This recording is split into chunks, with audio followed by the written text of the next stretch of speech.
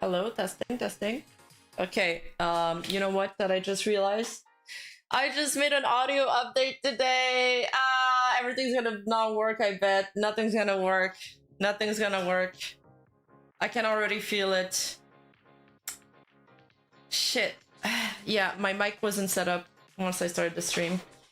Man, I fucking hate being a streamer sometimes. Like today, I bought my I finally mounted my monitor arm, my triple monitor arm, because before that my setup was so scuffed that my monitors were all like piling on top of each other and they were covering part of each other's screen. It was so scuffed.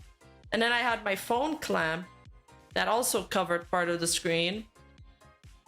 So it was really not comfortable for the eyes. And today I was like, okay, today I'm gonna wake up early. I'm gonna mount my new monitor arms. And it was so freaking complicated. It took me, I think I told my Discord when I started working on it. And I was getting super frustrated because I was giving up at step 1. I couldn't get past step 1 for the longest time. And I just finished before starting this stream. I was supposed to go jogging. I was supposed to shower before the stream. I didn't have time to do none of that.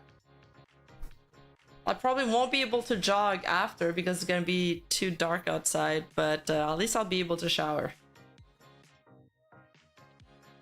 Yeah, the monitor arms, it looks good now. I've never had so much space on my desk, and I'm really happy. I got a new like phone clamp too, and yeah, I also updated my audio software, which I feel like every time you update something on a computer, something else breaks, and we just really need somebody to do like a Vtuber support group.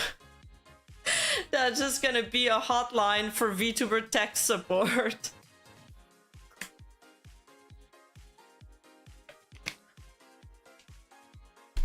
So I feel like my audio is not gonna work either.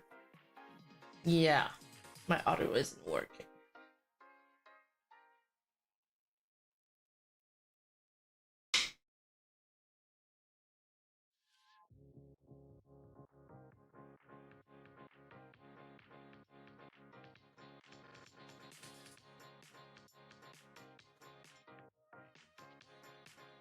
Wavelength.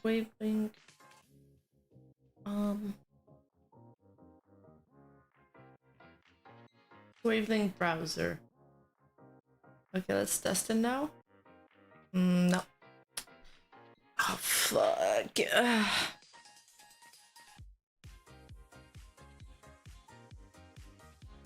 How are we gonna make this work?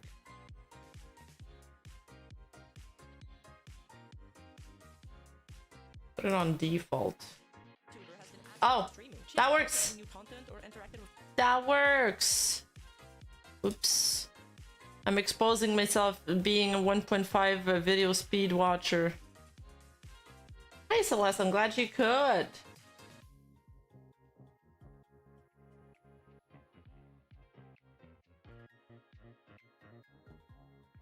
Okay. So I've never done one of these. Pirate does them a lot.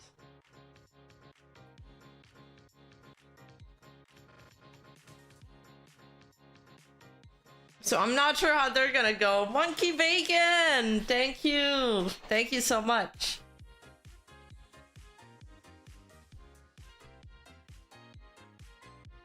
Thank you for the membership. Yeah. You guys see 2 Rimas. So, for those who haven't seen the video, this is a legendary lawsuit, basically. It is one of the lawsuits that has shaped the VTubing world, or that has impacted the VTubing world on a legal side, I think the most. It does set some precedent. Because basically it started over an accent dispute between the Nijisanji Vtuber Roa and the Nijisanji Vtuber Meiro. And it devolved into a huge mess. But then there is this YouTuber like Keemstar that gets into it.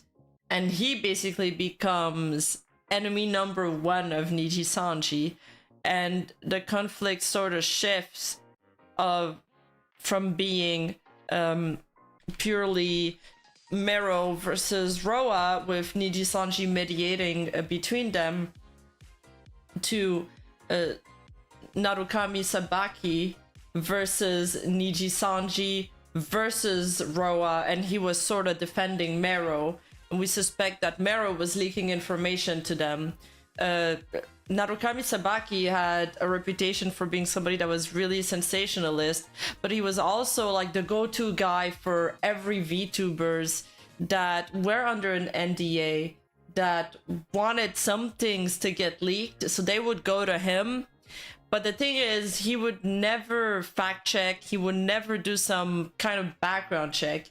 He would just say everything that he received. So he also had a reputation for being like a very biased source and not very he was easily manipulated into saying falsehoods. Although I'm not sure if he got that reputation because of this that I'm explaining in the video, because of this event, or before that. Yeah, and he turned out to be a sugar baby. He had a sugar mama that was financing his lawsuit against Nijisanji, which is crazy, because that takes a lot of money. I like the other Rima more. Well, you're gonna get to like me more.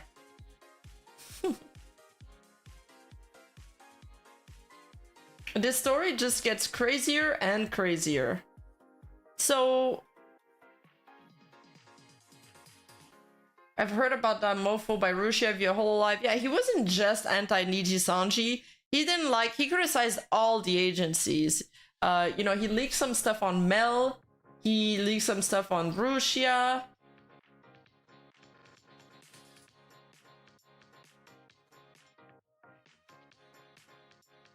I'm just gonna pull up my notes. Okay. So the way, just to give you guys some context, the way I'm telling the story in the video isn't the same way that if you were there, you would experience this. Because I put back a timeline together when the events occurred, but in real time, if you were there, you wouldn't know of all of these events occurring at that time. A lot of the stuff that I talk about in the video are behind the scene things that get revealed or leaked later on the timeline. Why does he wants to fuck with everyone? Bro wakes up and choose violence. He was popular. He was incredibly charismatic. There was actually a lot of people that enjoyed his content, apparently, from what I'm reading. So, yes, this was an incredibly difficult video to make. It was super difficult. We put together, like, there was like 8 different sources with different timelines that we all merged them together to make the video. Looking back, I'm not sure that was the best way to present the video because it doesn't do justice to the element of surprise that you get once you realize that Narukami Sabaki was lying about a lot of things. He was hiding some information to fit his narrative. And it downplays a lot of things because I made a clear timeline with it. But at the same time, we lose a lot of the suspense of the story because of that and the mystery. But at the same time, I'm not really sure how else I could have told it. It was just incredibly confusing to say. Yeah, you guys are watching with spoilers, basically.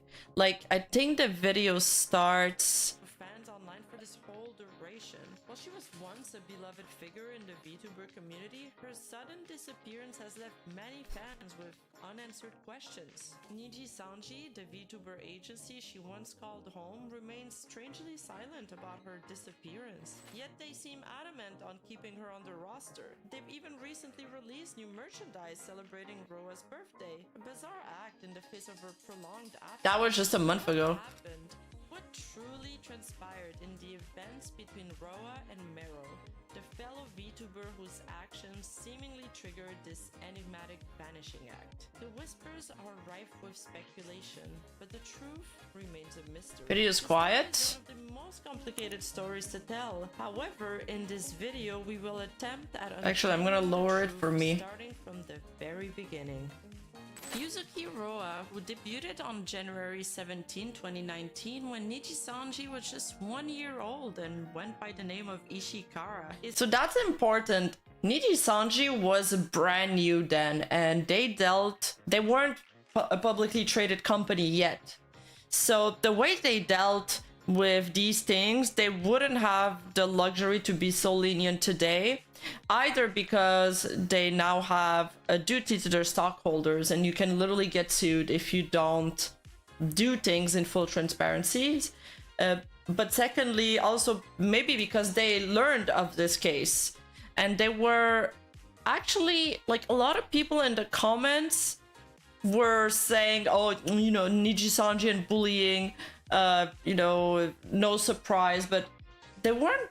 Nijisanji wasn't really the bad guy in that story. Sure, there's still some things we're not exactly sure how things went down behind the scenes, but the bully in that story is probably Meiro. Like, the only bullying that happened is from Meiro to Roa, and they try to stop it right away. It just didn't work. I don't know why. It could be many reasons. It could be, you know, they were too slow to react, etc. We don't know that. It's all... We're going into the realm of speculation there.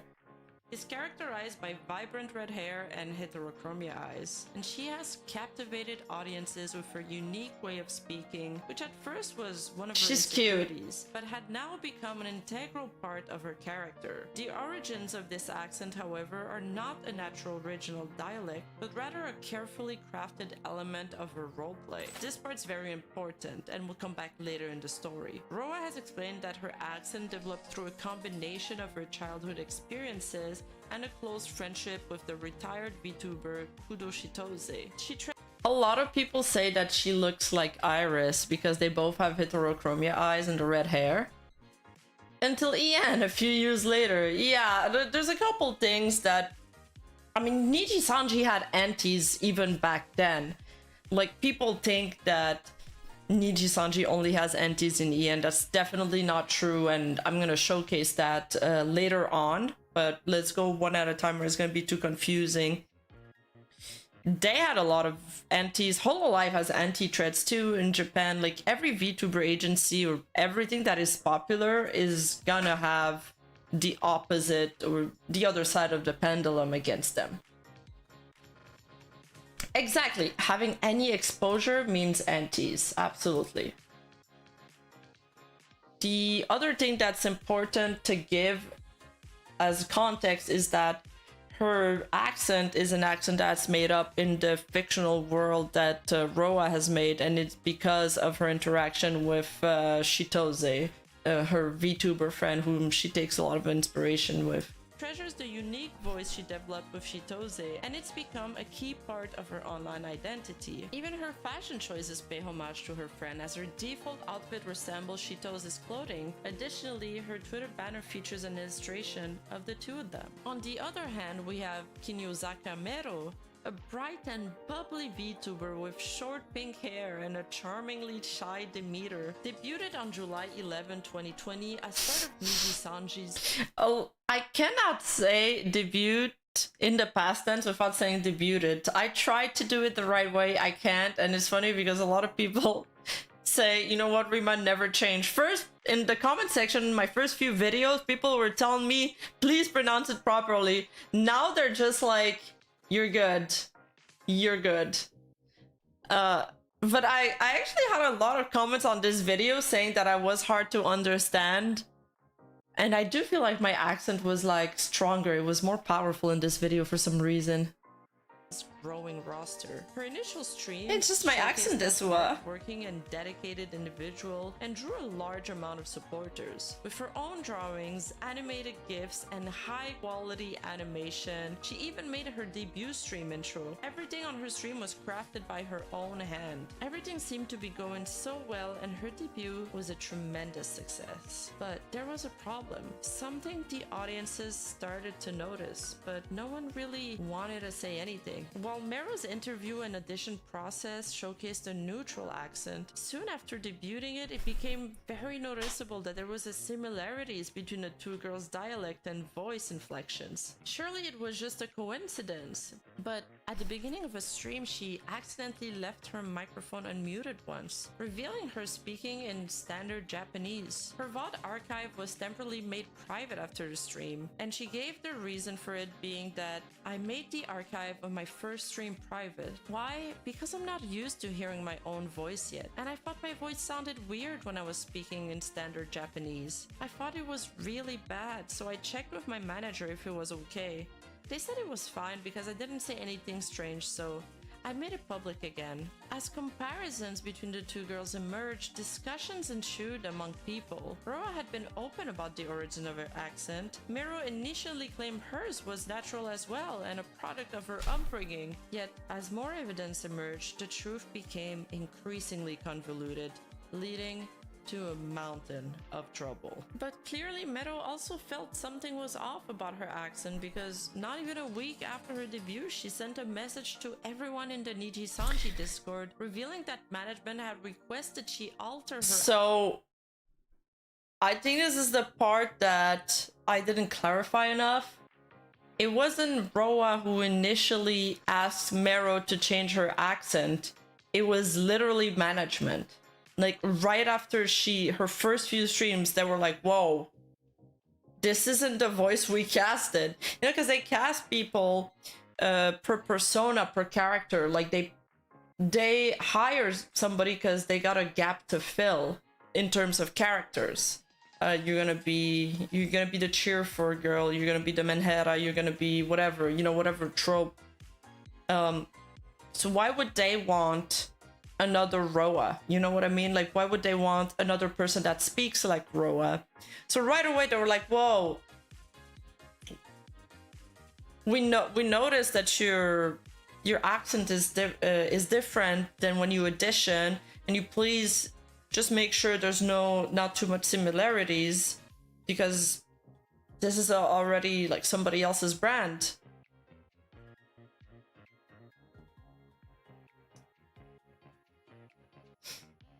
Yeah, they hired her with the addition of voice pattern and speech, and then she turned into something else. So wait, did Roa have a case of imposter syndrome?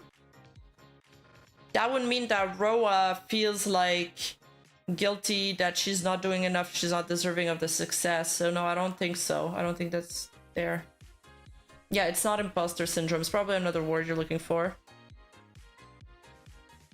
They did check her past content. That's the thing. They checked, you know, she auditioned as a way, in a way to speak. They casted somebody in a specific way. It's like if you casted somebody for an audition and then they showed up to the and you wanted like a Latina woman with dark hair and brown eyes, and then they showed up to the movie set with like a short bob with blonde hair. You're like, whoa, this isn't what I casted. You can't just do that. You can't just change things. Accent. No worries, Rico. Her original accent was from Kyushu, and that changing it was difficult for her. She sought advice from the other members. Good work, everyone. I have something I'd like to ask for your opinions regarding a message I received from the agency today. For me, like, tagging everybody in her Discord, tagging all of the Nijisanji livers to asking advice is the first red flag. It's the first red flag, and it's weird because it seems like you're emotional.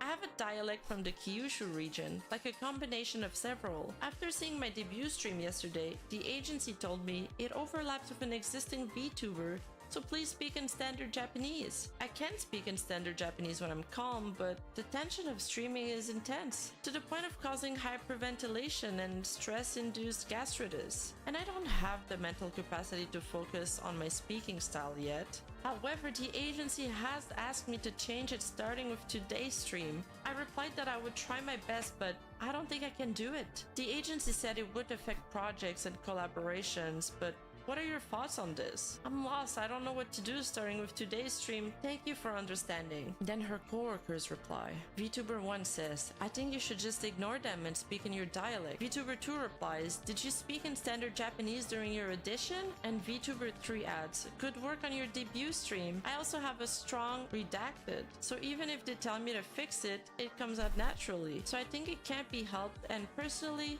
I don't think it needs to be fixed. One of the members asked if she had used the accent during her audition. Meiro admitted that she had not. Another member shared that they too had been asked to use a standard accent since their original accent was challenging to understand. They suggested that Meiro's situation might be similar. Later, someone told Meiro that she actually sounded like Roa though. And on July 5th... So Roa has this thing... Oh!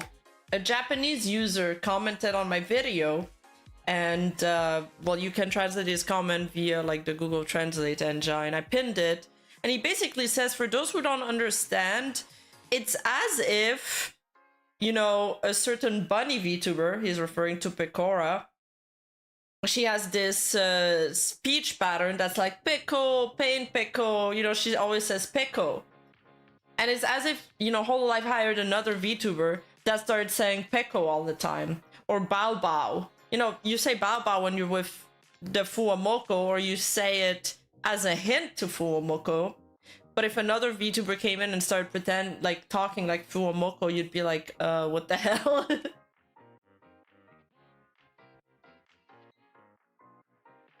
So there's this, I think I talk about it. It's like this word that she says that sounds like desu, but it's not desu. It's... She says this in one of her tweets later on. We can look at it. And Meiro's using that same little word as well on top of the accent. I guess it is similar to the Shy Lily accident. And as for that Discord messages that I showed, maybe it was Deyo. Yes, it was Deyo. Because I remember it sounded like the Pikami thing. So at that time when this happened, like the public doesn't know about this Discord message, by the way. If you're the public right now and you're watching, you're just like, oh, that she sounds familiar. Like she sounds she kind of sounds like Roa. And maybe, you know, this rat start to pop off on, pop up on forums, on social medias, on Twitter. People are talking about it, but nothing else, nothing big yet. 3 days after her debut, Meiro was supposed to do a no accent stream, but she still used her accent, claiming that she cannot not use it. She's trolling.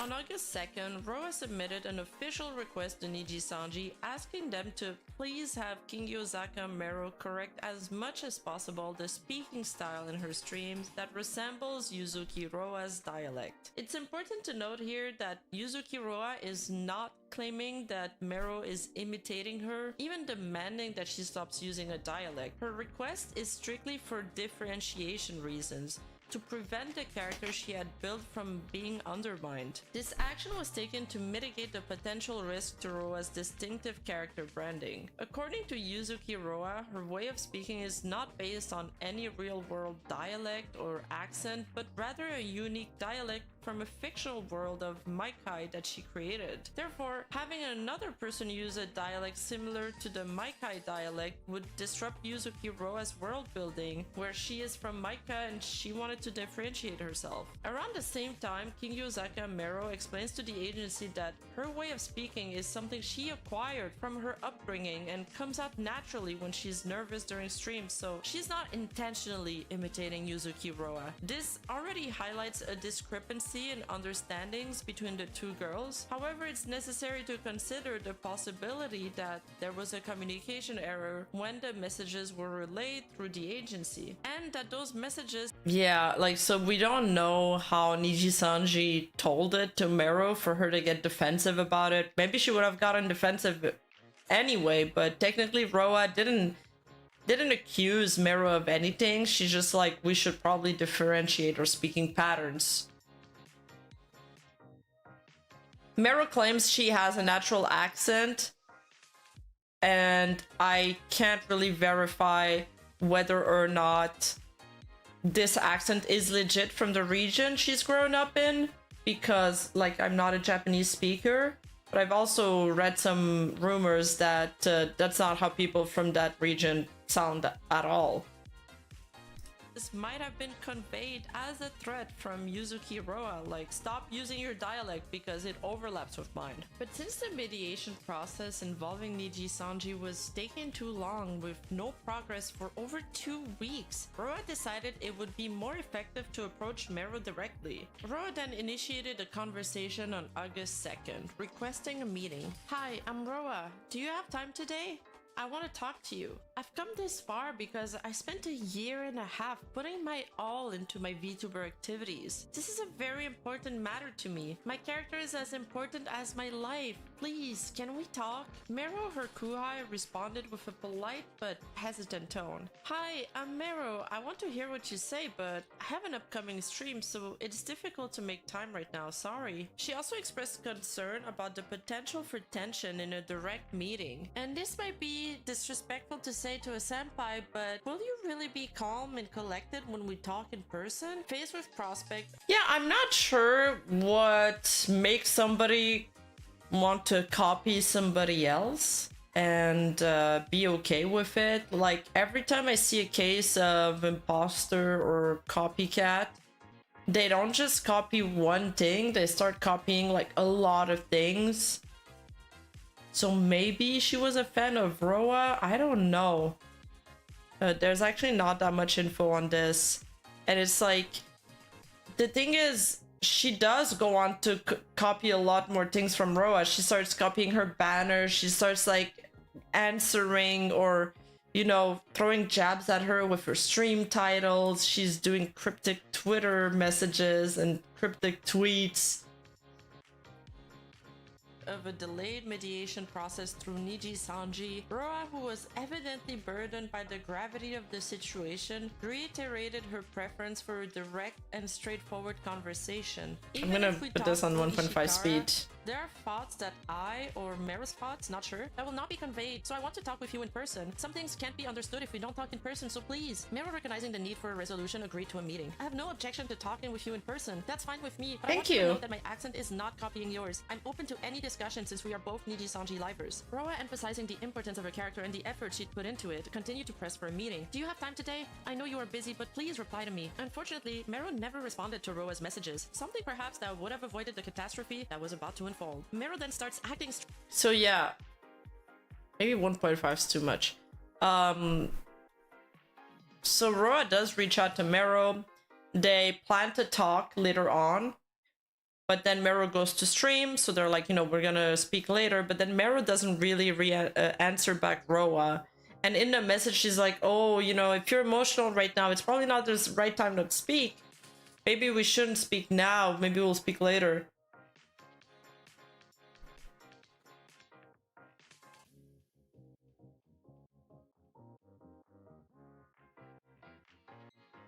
Just want to make sure I'm not missing anything.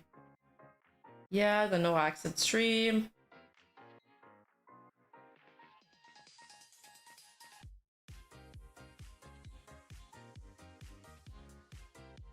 Okay, yeah. I've said everything. Strange, and begins to tweet eerily similar stuff to what Roa is tweeting. That's what I'm saying. I wonder what's the psychology behind that, because I've seen this happen a lot. We've seen it happen with the small Lola thing, and we've seen it happen with some other creators. So, you know, she's got this artwork that's similar. So you got this, you know, that's to this, and then she makes this artwork that's similar to the Roa one, and she starts tweeting in a similar way as well. And on the same days, no less. And she even starts using a Twitter banner that's very similar to Roa's. Roa then decides to take a break. And on August 12th, she returns with a comeback stream and resumes her activities. So this is a clip that I've had translated by my own Japanese translator. Somebody responded to my post because my usual Japanese translator was in Japan, and I begged them. I was like, please, can you do it? I have no one else, but they really couldn't because they didn't bring their laptop. And I thought I was screwed because I really wanted those clips translated, or at least so we could verify that information. But then I finally found somebody. I'm super happy. They're even translating captions on my video right now. So maybe we will have some Japanese fans in the future. I'm not too sure how captions work, or if it's gonna push the video to Japanese viewers at least, but hey, they'll have the option to turn Japanese captions on at least. Doubling down on the trolling? Maybe.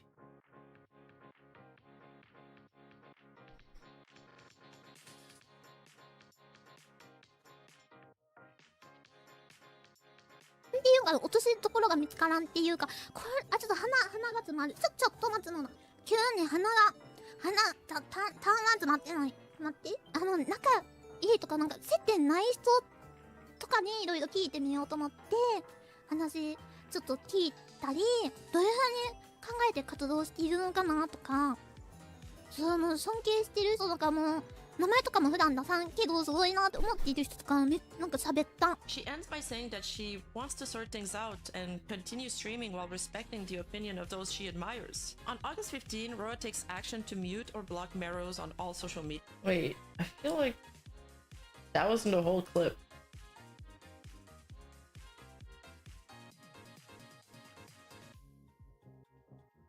Yeah, so she says, you know, there's something that's been on my mind. That's why I've been on a break.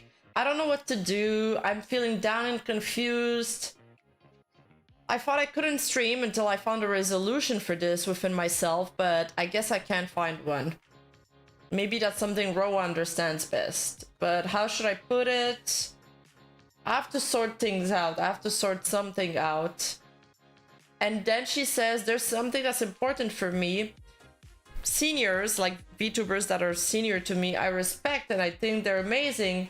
I wonder what they think about things, about what they think about people in Nijisanji. We usually never talk, so there might be people who you can't even imagine. dot dot dot. I don't really know what this sentence is supposed to end to. On the other hand, there's people who aren't close. People who are close to you, they definitely cheer you up, you know what I mean? So I thought I'd ask people I'm close to or people I don't have much contact with, and I listen to them a bit, like how they think, how they approach their activities. I talk to people I respect, people I think are amazing, even though I don't usually mention their names. So from these remarks, it can be inferred that there was something important to Roa and she couldn't find a resolution to it, so she was asking other VTubers, even those she didn't have much contact with, on how they think or how she should approach this problem. And at this point, she doesn't explicitly mention having a conflict with anyone. But the part about talking to other VTubers could be interpreted that Meiro, the part where she's talking to other VTubers could be interpreted by Meiro as Roa was talking bad about me or that I was being harassed, which she later claims. So just trying to see things from Meiro's perspective here. Hi, Rock Dog. So Meiro is slightly sniping Roa in this. Yeah, she is. She is. Yeah. This decision was prompted by a sense of unease caused by Meiro's account, leading Roa to believe that she might have been targeted in some way. Additionally, Roa posts some ambiguous tweets about the situation using an alt account. One of her tweets says, "Help me. Is there a hero out there? If there was something I could accept, my feelings would settle, so I spent a month searching for something I could accept. But the more I searched, the further I strayed from acceptance. What should I do when everything I said after the fact and I'm left speechless?" And then she makes a comment. It's funny because when I do this research, I have this DeepL plugin add-on, which makes the translations on tweets a little more specific. But my editor didn't have it, so I guess... So sometimes the way I read out tweets didn't match the words on the screen, and my editor was so mindfucked by that. He was like, I don't understand. Do I have the right tweet? About a movie that she watched called The Founder. And this is a movie about a man who ingratiates himself with two brothers who owned a hamburger stand and eventually takes over their whole business and ideas while pushing them out, becoming the founder of the famous hamburger chain McDonald's. And she says, Actually, good movie, by the way. Watch it. I recommend watching it if you haven't. And she makes a bunch of tweets, like, you know, here she's referencing The Founder. And for those who haven't watched that movie, basically the guy, he befriends these two brothers and they have this very slick operation. And he's like, I want to come in, I want to invest with you guys. You know, I believe in your project, I believe in your corporation. And they become huge, they become McDonald's, and he basically pushes them aside and take over their brand and owns the name, changes the name, like he takes everything from them. And Roa is making a comparison to somebody that's doing that to her. She's feeling empathy for the character and the founder, and she's saying that people are like that in real life. So people start asking questions. They're like, what is she talking about? Is she talking about somebody? Why is she dropping all these hints? Moscatete, thank you so much for the gifted sub offered by Pippin. Pippin, thank you so much. Hey, Cloto, good evening. Hope you had a good karaoke stream yesterday. Sympathize with the brothers, but this kind of things happens all the time. Even if it doesn't become public, it's unpleasant. It might not become public, but sometimes it's better to have someone who knows. It was a movie that made me feel like all the passion I had poured in was stolen, and all the time I spent working hard and thinking was for nothing. It made me feel like my motivation was instantly snatched away, Deo. In this world, the one who gets taken advantage of is the fool. If you're skillfully manipulated... Deo, she said it. It is Deo. Deo is her speech pattern. Humans are the real devils, but I don't want to become one, Deo. On August 31st... And just as a side note, like, Roa never breaks character. Even when she tweets, she's in her Roa character. When she speaks, she never breaks kayfabe. Yeah, those tweets are a cry for help. So, so people start noticing. They're like, what the fuck is going on? And we're going to get the first, I'm not Pippin, different person. You're Pippin. You're Pippin. I'm sorry. Thank you, Pippin. Meiro streamed Castlevania with a stream title that raised some eyebrows. I've stopped reading so many mangas midway because I couldn't bear to see the ending, so honestly, I'm fine with Hunter x Hunter remaining unfinished. Okay, so this stream title, she streams Castlevania, and she adds in bold, it's in bold at the end of her stream, I'm fine with Hunter x Hunter remaining unfinished. Meanwhile, Roa's stream title is I hope that the I don't know, it's the opposite way. Let me just play it. I don't remember actually the exact sentence. A casual remark about unfinished story might be a subtle dig at Yuzuki Roa, whose profile boasts the line, "I will wait forever for Hunter x Hunter to resume." There we go. Okay, so she says, "I will wait forever for Hunter x Hunter to resume," and the other one kind of says, "I'm fine with it remaining unfinished." Why would she say that? Why would she say that?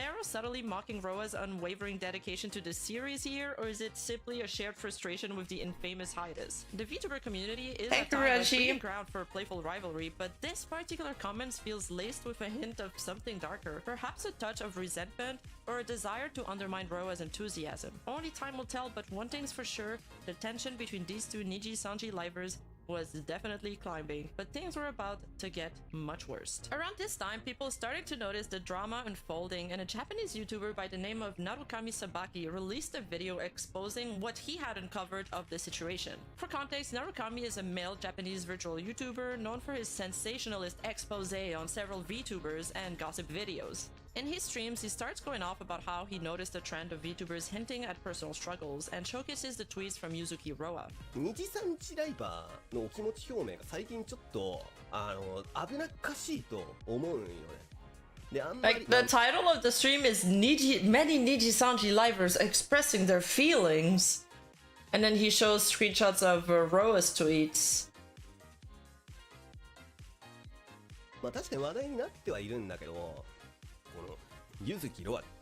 Then he suggests that Roa's tweet, which hinted at a month-long search for acceptance, could be a response to the criticism surrounding Meiro's speaking style. 方言じゃなくてもなんかYuzuki Roaのオリジナルの訛りなんだけど、その新人の子がYuzuki Roaの訛パクってねみたいな疑惑がちょっと立ってて、で7月11日デビューでずーっと続けてるんだけど、その1ヶ月後ぐらいにこのツイートがあったのね。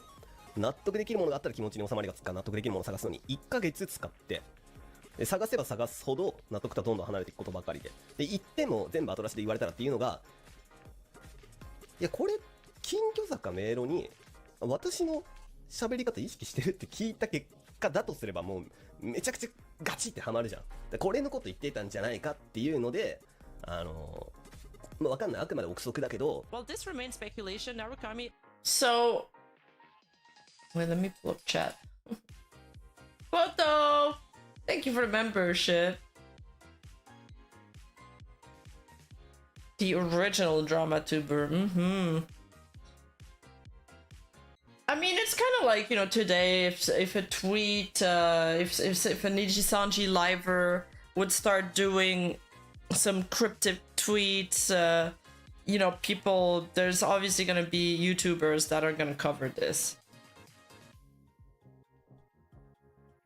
But Narukami basically connects the lines, or I don't know if he's going off rats that he's seen on forums or something, but he connects the dots and he starts making comparison between Roa and Meiro. He's like, oh, there's this rookie that just debuted around July. She holds the record for being the fastest to reach 100,000 subscribers in Nijisanji history. And this person, well, Roa, she has a unique dialect, right? And he says in this transcript, it says she says Nodeo. I'm not sure if Nodeo is correct or is it Deo. We need a Japanese person to confirm this. And there's a bit of suspicion that this new VTuber is copying Roa's dialect.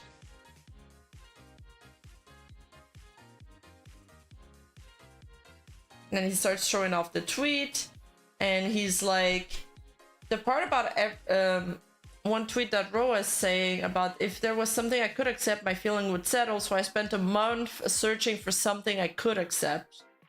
and he's speculating on the part where she says everything I said after the fact fits perfectly.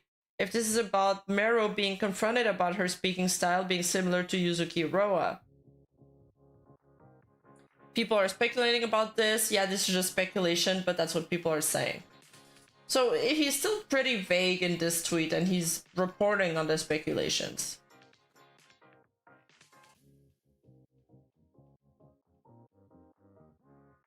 Ultimately advised Roa to be more cautious with her public expressions of emotions, as they could lead to negative assumptions and further fuel online speculations. まあでもやっぱこういうお気持ちをなんていうかな、まあポエム投稿したせいでそういう風に邪推されてるんだから、まあその辺は気をつけた方がいいんじゃないかなと。Yeah, because obviously fan bases, the problem with not just VTuber fan bases but everything else is that you have to be extremely tight-lipped.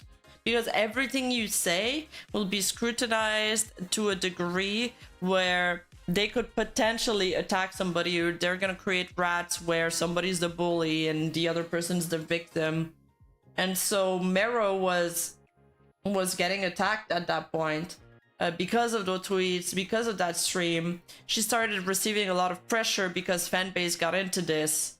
And it becomes a very emotional situation. Of course, that people started taking sides, communities started to get involved, and things started to get heated. Meiro gets criticized and her accent called fake. 2 days later, Meiro collabs with Sheena, a fellow Niji member who wanted to support Meiro, who was getting flamed by the community. Her popularity starts rising from all the drama, and she's suddenly seen as the underdog in this situation. Meiro is then bolstered by the support and the support of her fans, and so she kind of joins she's kind of getting popular, especially from the anti-Niji coalition, which is like the Japanese Kurosanji from back then.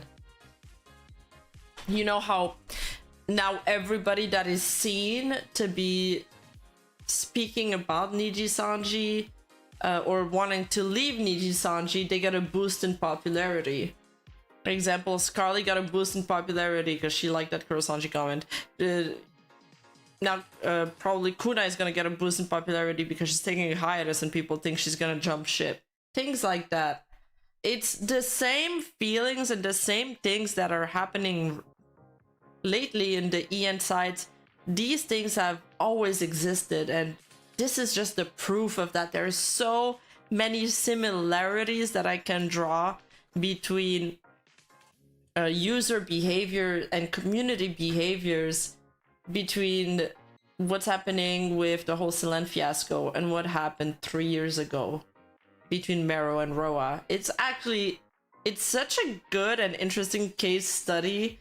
I'm really glad I dove into this because I did not expect this. At first I was like, oh, it's gonna be a 10-minute video maybe. I already know everything about it. But the rabbit hole just kept getting deeper and deeper and deeper and deeper, and I couldn't see the light at the end of the tunnel. Decides to tweet, "Justice is with Meiro," insinuating Roa is evil and signaling her readiness to engage in a conflict. Meiro then turned around and requested for Nijisanji to make an announcement on her behalf, stating that her accent wasn't fake. Ishikara/Nijisanji wished to remain fair and unbiased within these proceedings and determined that Meiro's request would be incapable of changing the situation by any significant... Yeah, so Meiro requests that they make a statement in her favor. And they're like, well, no, we can't really pick a side. That would be throwing Roa under the bus, so they refuse. But at this point, they're still like, but we still want you to continue working with us. We can make this work. Like, tell us what you need to make this work. Degree. So they decide to compromise, and they promise that they will deal with her aunties. They'll retweet their official slanders policy on their main Twitter account, and if Roa big posts again against Meiro, she'll also have her Twitter frozen. Here Nijisanji really wanted her to stay on board by any means, but Meiro is still unsatisfied and decides to graduate. She makes a tweet on the very same day saying she's going to take a break. But approximately 1 week after her request to graduate, Meiro changes her mind and then requests for her graduation to be cancelled, as she wished to continue her activities as a virtual lifer. Nijisanji... And we know all of that because, and it's something I didn't really get into in my video, because Nijisanji, way later when the situation started blowing up, released a 4-page statement on this. Is the English translation here? With a very detailed timeline. Oh god. What is this? This is a mobile...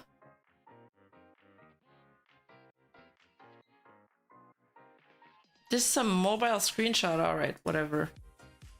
It's a very detailed timeline of everything that happened. I have translation somewhere. I just don't know if I have them ready.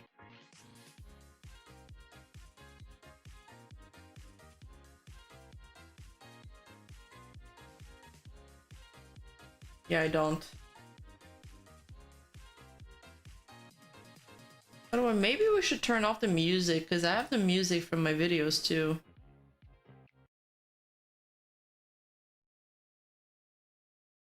Nijisanji grants that request. Meiro is active again on social media, saying she's back due to the support from Sheena and Shaika, her genmates. ね、そしたらね、シーナ先輩ね、一度引き止めたいから通話しようって言ってくださったの。お忙しい中時間を割いて話を聞いてくれてね、なんか開口一番がね、もうやめんなって言ってくれたし、残った方がいい理由とか、シーナ先輩のね、話を聞かせてくれて、辛いのは今だけだよって言ってくれてね。And just 5 days later, Nijisanji Fairy Tale Reading Volume 2 is released, and Meiro is one of the people featured. But then things took a dramatic turn when, soon after the withdrawal of her graduation, Meiro suggests on her comeback stream that she was harassed by another liver from Nijisanji and claims that... Yeah, so like... This story is all rats, by the way. It's like, it's all rats. Everything that the public is saying, escalating the situation, it's all based on rumors. But and then like Meiro takes this break and she comes back and she starts talking about the fact that she's having problems with somebody, but I'll guarantee you it's not management, it's not aunties. So obviously, as her fans, what do you deduct? Oh, it must be another liver. Who could it be? Well, I don't know. Narukami Sabaki made this video putting 2 and 2 together, so it must be Roa. So Roa must be bullying Meiro. That it was not management or aunties, and that she had discussed with Nijisanji management regarding the termination of her contract, and further claimed that she had permission from Ichikara to disclose this information. Yeah, and she says that she had permission to say all that, which is very similar to what the Hololive China girls said. They were like, oh yeah, we had permission to say that we were graduating, and Hololive was like, no, you didn't. 嫌がらせの域に届いてしまいそうだぞみたいな感じのね運営さんじゃない本当にたのよでもなんかでもその辞めるってなった一番の理由はそう運営さんに話すよっていう許可は取ってる Furthermore, she goes on to say, but doesn't deny when comments ask about Narukami's rumor, and vaguely implies it is indeed a problem with another member. She talks about how she wanted to quit, but came back. She talks about how she's had a small problem ever since she debuts, and she hints at a bunch of tension behind the scenes. People are asking her, is it something about Narukami? Is it the person that Narukami was talking about? And she doesn't deny them. So it's like she wants people to know it's Roa. Pointing the blame at Roa and feeding the rumors. メロが悪いのかなみたいななんかメロが悪いってことでいいからもうこの問題終わらせたいと思ってしまってさやめようみたいなね感じ力の社員関係だな今日ね話せるとこまでしか話せんからさなんか誰かを悪者にはしたくないんだよメロ And then after her stream she goes on Twitter and tweets, I'm sorry for crying again, I'm so sorry for everything else. When I realized I couldn't bring myself to play the games I had started, I felt like once a thread is broken it can't be mended, and tears came to my eyes. I'm glad I was able to say that the things I've been holding back for so long were painful. People began mass disliking her live video and speculations ran rampant. The following day, Meiro makes a post on Twitter saying everything will be alright and reassure her audiences who were starting to panic due to all the gossip. Additionally, one of Meiro's tweets posted a day after her comeback stream raised further concerns. The tweet included an illustration she had drawn during the stream. I know I might have caused some confusion, but thank you for respecting my decision. And this is like the super similar illustration that we showed earlier. I probably shouldn't have showed it yet because it was spoilers to that part, but this is like very strongly inspired by the Roa artwork.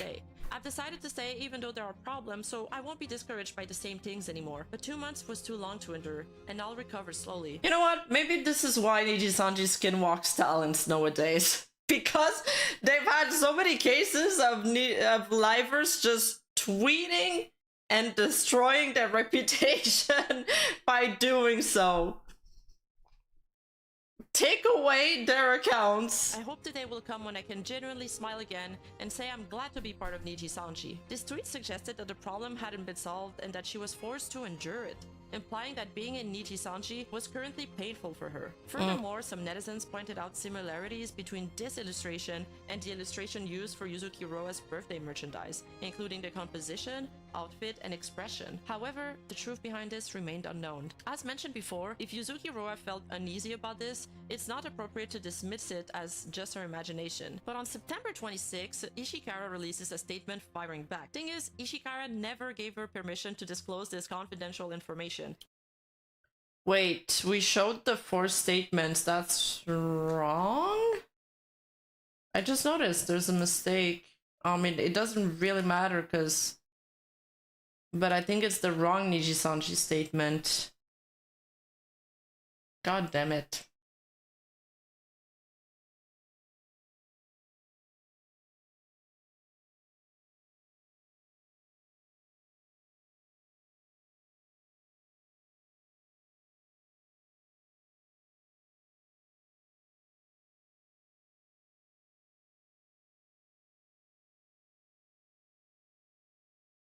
Yeah, I think I put the wrong link in my notes, that's why. Whoopsie.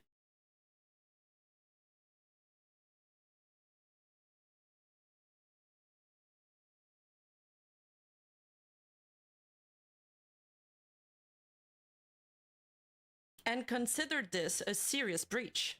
In the end, a decision was made to temporarily suspend King Gyosaka's Meiro's activities, allowing her time to reflect on her actions. This decision was communicated via an announcement of the suspension notice posted on their official Twitter account. As September drew to a close, King Gyosaka Meiro submitted her second request for graduation from Nijisanji. Girl is trying to get a world record. Meiro attempted to negotiate the terms of her departure, requesting that the official announcement state that she was leaving for personal reasons and omit any mention of a breach of contract. Oh, Kawasa's here. I thought you knew something about this. There was a big rat at that time that Meiro and Sabaki were in contact and co-conspiring against Roa that decisively made the fence turn back on Meiro. Yes, and I do talk about it in the video. And it is sorta confirmed, or at least implied. One sec. I need to get my footstool. But, yeah. So... the rat is that Meiro was leaking information to Sabaki, but Sabaki claims that no, it wasn't her who leaked the information to me. She confided in a friend, and her friend leaked the information to me. But that's kind of like, I feel like the friend wouldn't leak that unless there was something in it for her, unless she got the permission from Meiro to do it.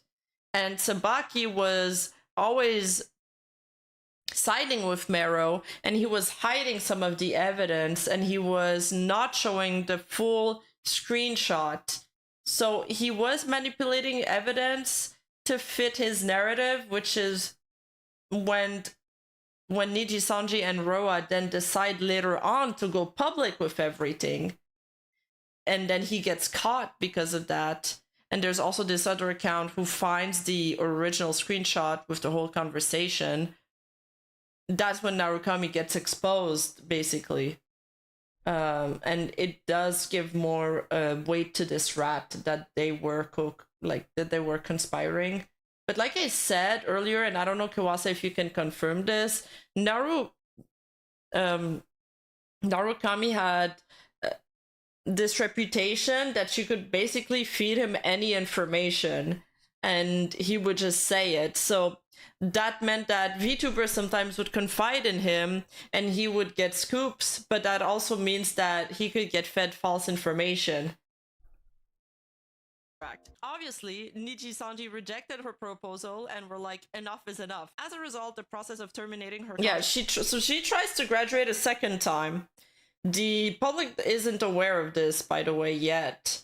But then she's like, tries to retract it another time. Oh, let me just check I'm not missing anything again.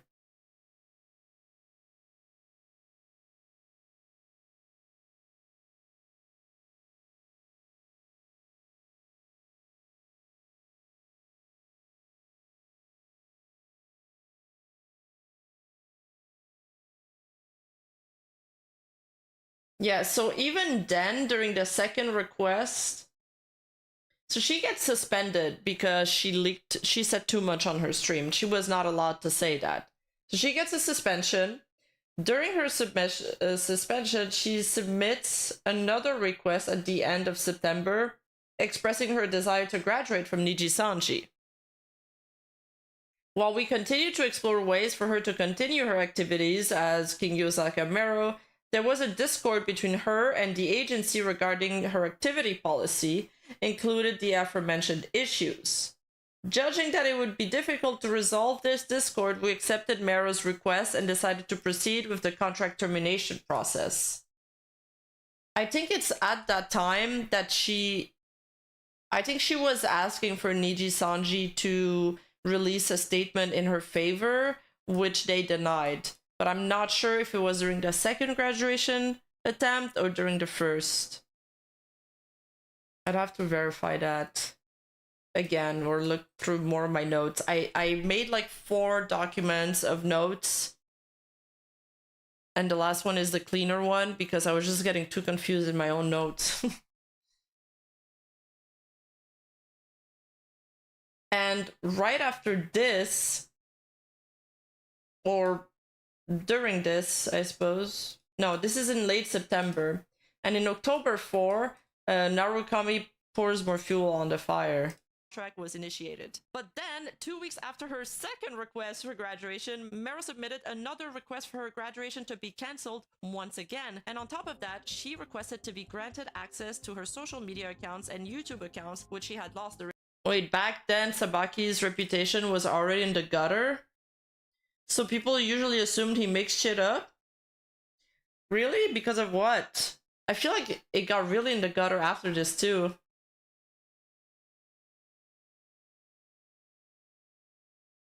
During her suspension. As we know, when a VTuber joins a corporation, the corporation is the one usually holding the accounts and not the lifers. But here, Nijisanji was actually clever in refusing this request. Yeah. Okay, I remember now. Sorry, there was something I forgot to say on the timeline. So, while she was suspended, when you're suspended with Nijisanji and probably other VTuber companies, you lose access to your accounts, right? You lose access to your Twitter account and you lose access to your YouTube account. So she didn't have access to this.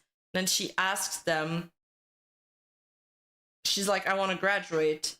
And we're like, no, wait. She's like, I want to graduate. And they're like, okay, we can negotiate if you want to keep staying. We would like to have you on board still, even though you made some mistakes. And then she asked to have access to her accounts again. And they're like, no. Never mind, you're just gonna graduate. That's the TLDR. Due to the repeated requests for both graduation and for the withdrawal of said request, and due to the aforementioned breach of NDA, Nijisanji did not trust her anymore, and thought that her request was immensely sus. And they thought you might want to temper or say something on those accounts, so they're like, we're not gonna give you access back to those.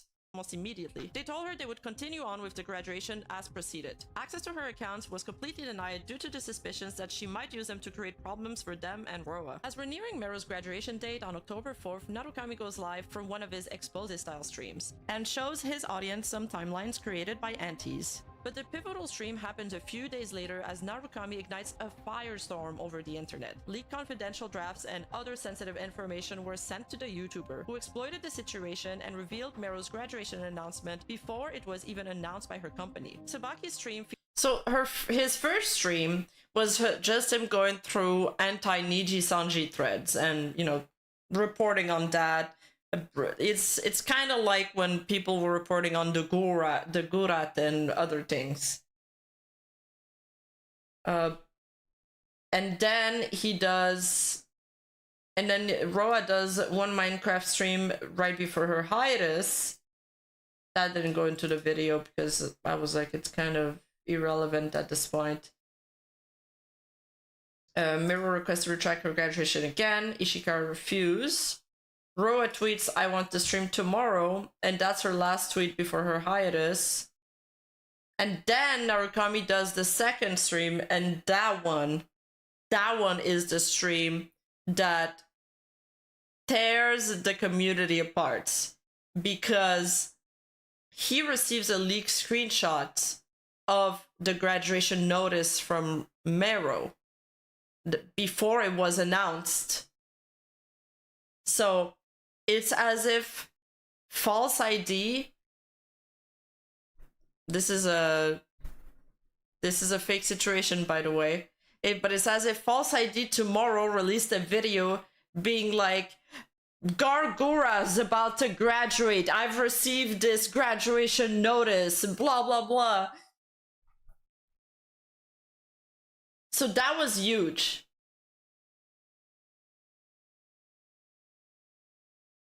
Okay, I'm just gonna play the video and then I'll keep going. Screenshots of Discord conversation and other confidential documents. He boldly claimed that Nijisanji's management and Yuzuki Roa coerced King Yozaka Meiro into quitting, accusing them of bullying. No, false ID doesn't say Gura was gonna graduate. I feel like people are gonna clip me out of context and they're gonna think this is true. No, I'm just giving an example, okay? If, like, false ID was a super sensationalist YouTuber, that didn't report news like a news anchor. He failed to present concrete evidence to support any of these accusations. Moreover, he leaked a future graduation post, further fueling the controversy. The following day, Nijisanji officially announces Meiro's contract termination, but remains silent about Narukami's bold statement. Problem is, the notice of graduation kind of proves that Narukami was correct. So netizens... So, yeah, the next day, the graduation notice goes on as proceed, and everybody is like, holy shit. So Narukami was right, and he starts to get so much attention on his streams.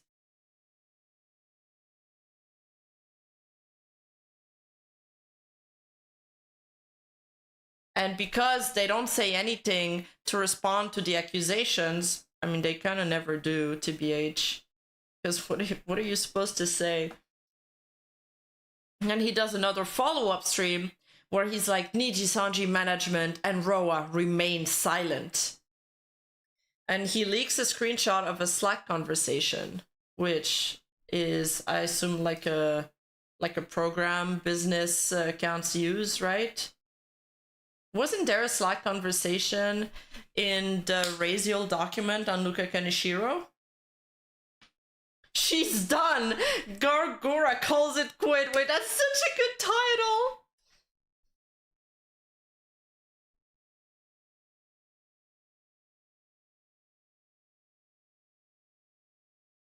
Slack is a business platform. Slack is other Discord.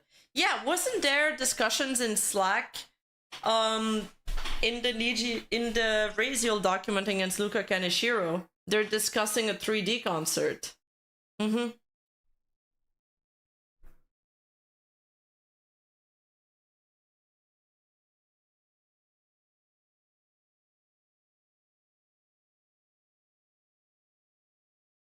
So he says in that stream that he criticized Ishikawa for inaction and claims to have received information from a friend Meiro confided in. He compares the situation to reporting workplace harassment. Basically, he's like saying, a friend of mine came for advice about he doesn't see it as she's breaking NDA, because like Legal Mindset says, NDA doesn't cover crimes, it doesn't cover workplace harassment. He's saying somebody came to me, asked me for advice on what I should do with a problem I have at work. That's not her breaking NDA. That's her seeking counsel for a very serious problem.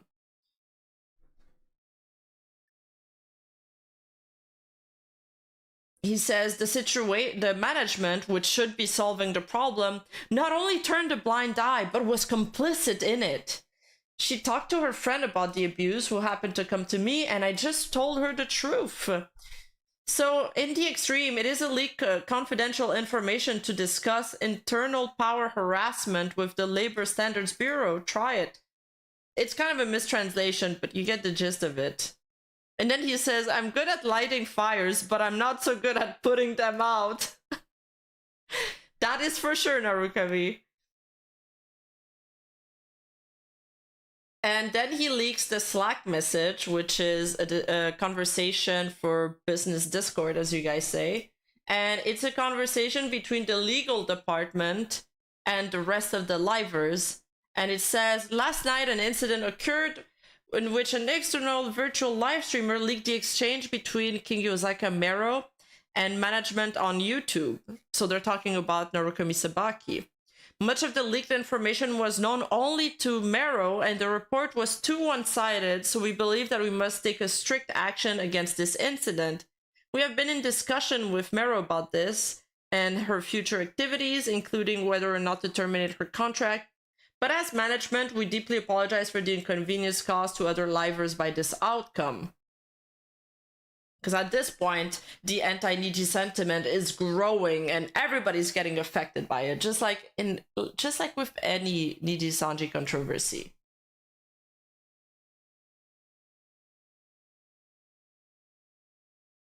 And basically they're saying that because the report was so one-sided and only Meiro had access to it, they're like, yeah, it's probably Meiro who sent it.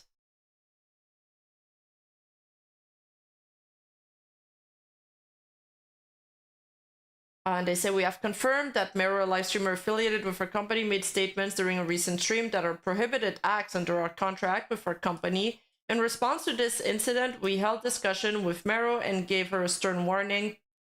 She requested retirement, which we accepted, leading to an amicable termination of the contract. Furthermore, we have been able to confirm other facts that Meiro has violated her contract with our company, and today we have issued her a notice of contract termination. We deeply apologize for the concern caused, and that's it. So he leaks all of that, like the whole conversation between the legal department and the livers. How the hell did he manage to get his hand on this? Well, we can only assume Meiro sent it to a friend that sent it to her, but she's still breaking NDA doing that.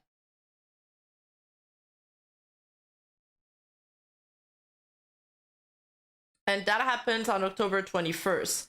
But on this very same day that his live stream happens, where he releases all that, Any Color fires back, and they also release their own statements. They release these 4 very detailed timeline telling us exactly what was happening behind the stream. They're like, oh, we warned her about changing her accent on the day of her debut. Roa requested for Meiro to have a distinctive dialect. Meiro request to graduate. She wanted us to put an announcement for her. We said no. She retracts the graduation. She wants to keep going. You know, everything. It's the whole transparency, a very detailed graduation notice. That started even back then in 2020. That's not something new.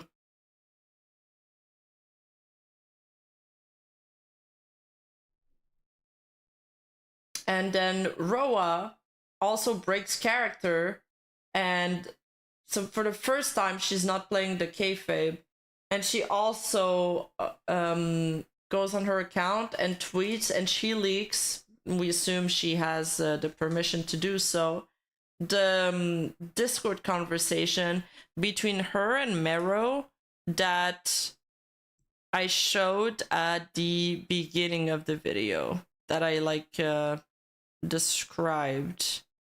Not here.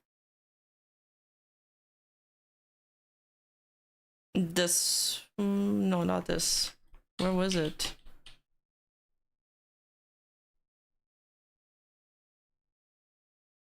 Oh, I don't know anymore. It was after this. Where basically Roa and Meiro, like Roa is, oh, this one. Hi, I'm Roa, do you have time today? And she's like, you know, I never bullied her. Because that was the claims Sabaki was making, that she was in cahoots with Nijisanji management.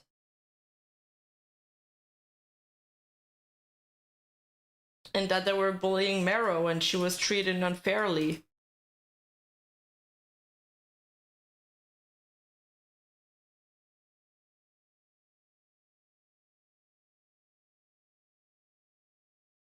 This is the tweet.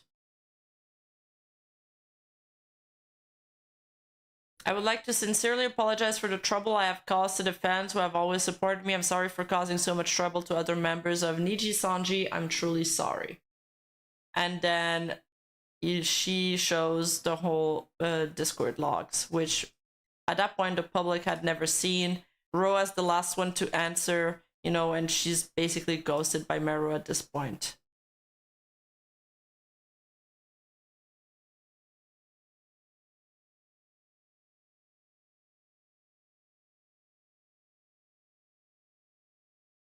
So right after this, basically Narukami makes 2 streams in the same day. He streams in the morning, Nijisanji releases their big ass statement, and then he streams again doing a follow-up.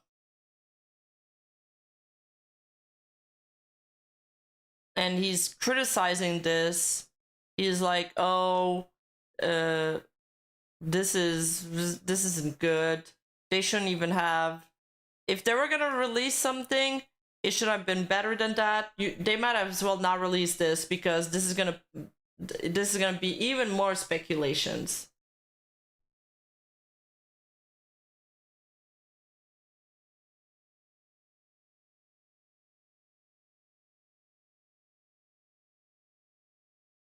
As my life, please, can we talk? Meiro Herku announcement of the suspension notice posted on their official Twitter for events featured on Narukami's stream and outlines the management plans for addressing the situation. Meiro's graduation, as confirmed in the Slack message, was a result of a mutual agreement following a stern warning. But while Narukami is streaming, Nijisanji investigates and they conclude that Meiro was the individual who breached confidentiality in this case. They decide to release a detailed statement revealing everything that had been going on behind the scenes between Meiro, Nijisanji, and Roa. And on top of that, Roa breaks character on Twitter for the first time and exposes Discord logs between her and Meiro. Those Discord logs prove that she was not in fact harassing Meiro and showcase the very first conversation they had, the one we went through at the beginning of the video, which was pretty civil. But due to the ongoing harassment, Roa disappeared again into an indefinite period of absence, leaving her presence uncertain. On October 21st, Narukami fired back at Nijisanji.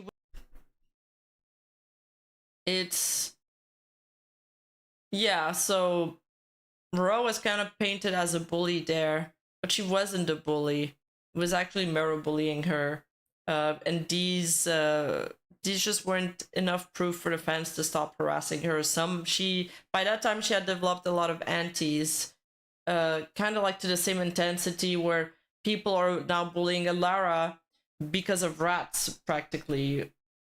Or I guess Elara made the black screen thing, so there's a little more, but there's a lot of hate on Elara being like, oh, she's in cahoot with management, she's a manager. People also used to say that about Roa. Narukami Sabaki made claims that, oh, it's not like management to really prioritize somebody like that. This is out of character for Nijisanji.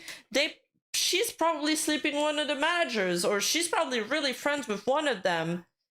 You know, things like that.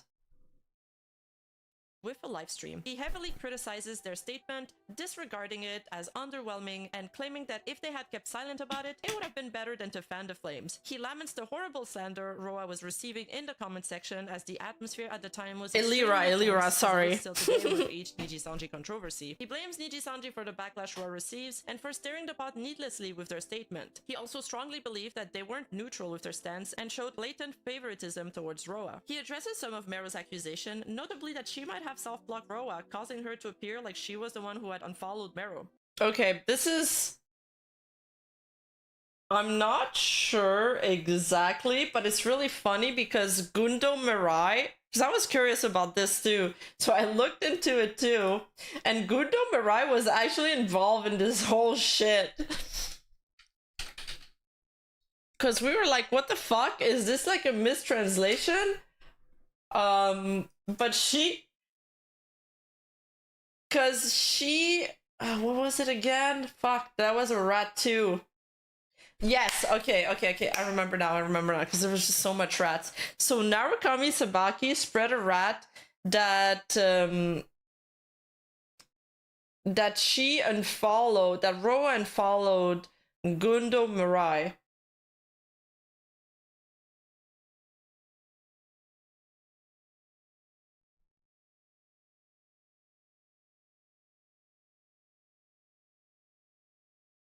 And then Roa tweets about it to clarify it. I thought my fans were very important to me and I really treasured them, but because of roleplay, I'm sorry that I could not tell you what I was thinking and wanted to tell you until now. Also, it wasn't me who unfollowed you, Gundo. I'm really sorry for bothering everyone. And Gundo Mirai actually responded to this. It's deleted now, so I had to dig up the... just gonna make sure that there's nothing there. Yeah. And she tweets this, and it basically means, leave me the fuck. Leave me the fuck alone with this. I don't have anything to do with this. Yeah, she's the one that graduated after a baseball controversy.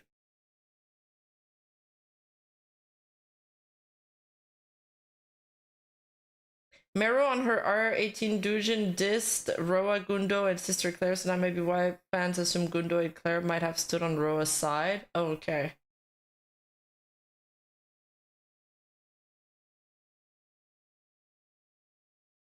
Who is this person? Gundo Mirai was is a graduated member of Nijisanji. She was fairly popular. I actually like Gundo Mirai because she was a little feisty. She was strong-headed. And sometimes, you know, like she'd flame her fans a little bit like I bully you guys, you know, and you guys bully me back. But she got into a huge controversy because baseball is big in Japan, and she made a joke about baseball, and the Japanese people despised her for it, and they made her graduate because it just took a mind of its own.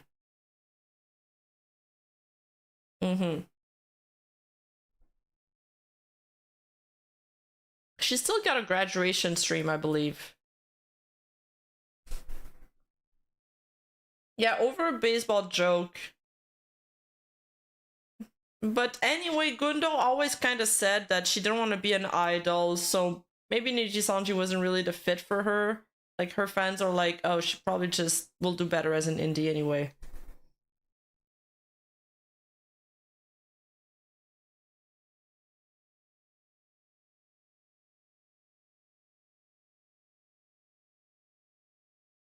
But that was quickly debunked. He also makes wild and unhinged claims such as Roa must be... So there was also another rat, which was that... and I think... I don't know if it's a rat, actually. It might be in the Nijisanji statement.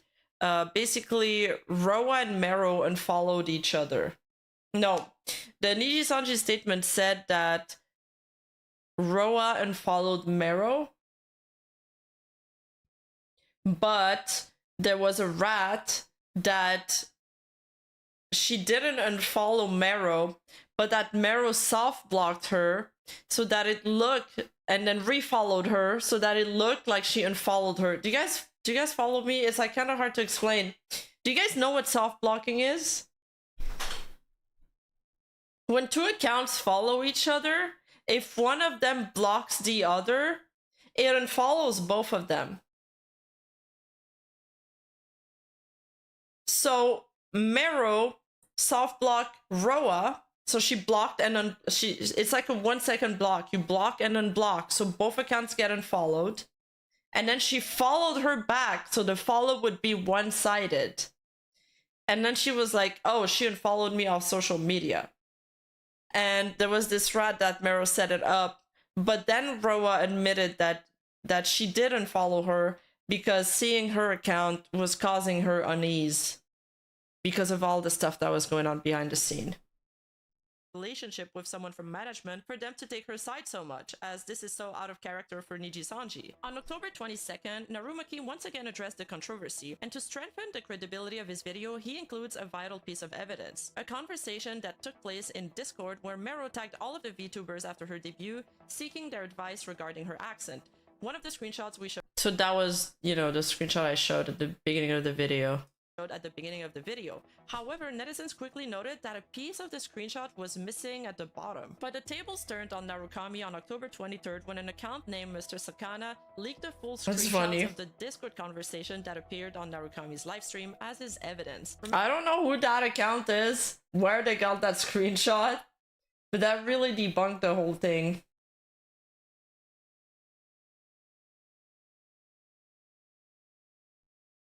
And it debunked the missing piece of that information. I don't have the tweet.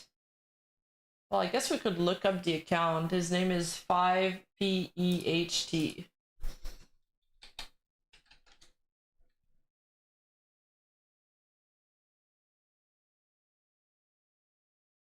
It's locked. I wonder if it's a burner account made by somebody that wanted to defend Roa. Because this is the account that leaked that screenshot. How did they get their hands on it? That's a mystery.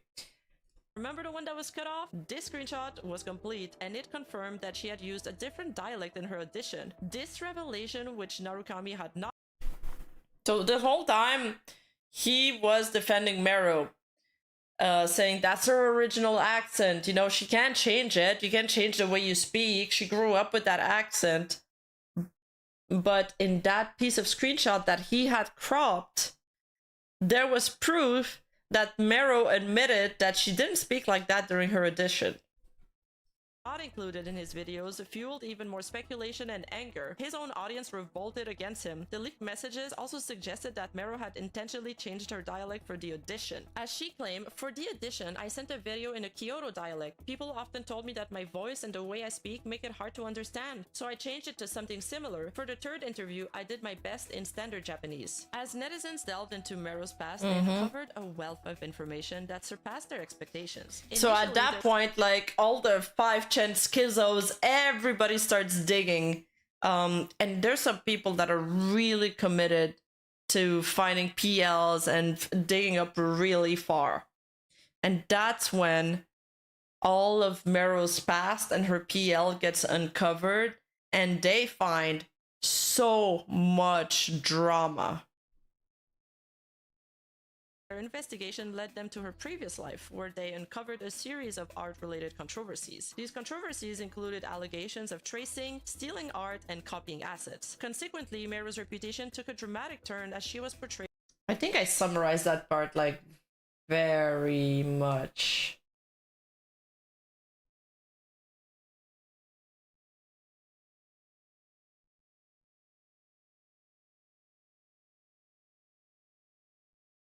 Where's the link to it? Oh, there you go.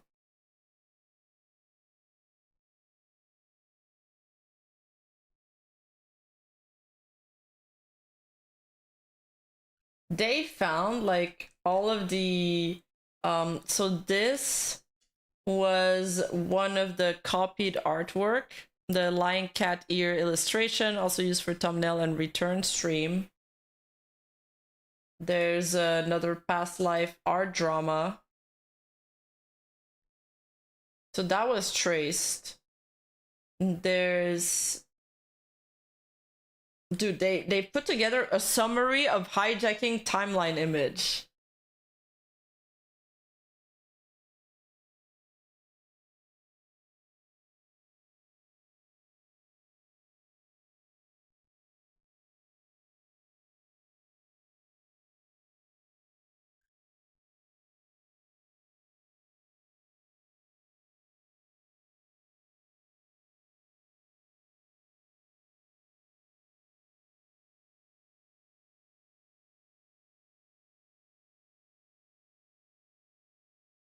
She's like stealing this bit from here.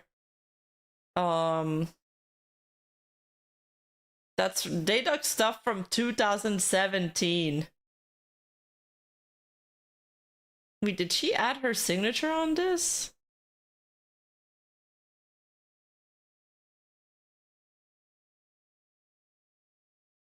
$2014, bros. Somewhat playing devil's advocate here, but does admitting you used a different accent in your edition really debunk their claim? She could have changed her accent to increase her chance. That's what Narukami said too in his follow-up. He says it doesn't really prove anything. List of victim artists and IDs and names.